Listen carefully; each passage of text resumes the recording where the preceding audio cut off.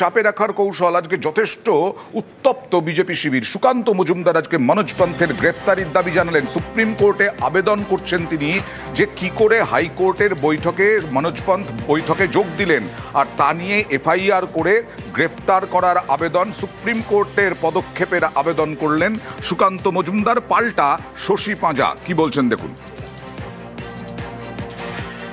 যারা unauthorised person তাদেরকে এই মিটিংয়ে উপস্থিত করে ক্যালকাটা হাইকোর্টের চিফ জাস্টিসের উপরে প্রেসার তৈরি করার চেষ্টা তৃণমূল কংগ্রেসের সরকারের পক্ষ থেকে হচ্ছে।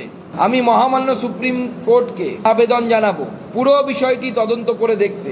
যদি সুপ্রিম কোর্টের ঠিক করে দেওয়ার সূচি, এই সূচির বাইরে অন্য অফিসাররা মিটিংয়ে অংশগ্রহণ করে থাকেন, তাহলে তাদের বিরুদ্ধে ক্রিমিনাল অফেন্স হিসেবে গণ্য করে তাদের বিরুদ্ধে ব্যবস্থা করা উচিত সুপ্রিম কোর্টের, এবং এফআইআর করা উচিত। মনোজ পন্থের বিরুদ্ধে এফআইআর করা উচিত এবং এফআইআর করে তাকে গ্রেপ্তার করা উচিত। দুঃখ প্রকাশ করি, একজন শিক্ষিত মানুষ, তিনি একজন সাংসদ, সংবিধান বোঝা উচিত, তার অ্যাডমিনিস্ট্রেশন কিছু হলেও তো একটা আইডিয়া থাকা উচিত। কি করে এই কথাগুলো বলে? ওনার কথাতে কোনো গ্র্যাভিটি নেই। এবার থেকে অভিযোগ করা বন্ধ করুন, অভিযোগগুলো প্রমাণ করুন। এই যে ক্লেম করছেন, এই ক্লেমগুলোকে আপনি সাবস্ট্যান্সিয়েট করুন। তাদের এই বক্তব্যগুলোকে মানুষ গ্রাহ্য করছে না। আর এ তো গেল রাজনৈতিক তরজা। এরপরে নবান্ন ক্ল্যারিফাই করলো যে প্রধান বিচারপতির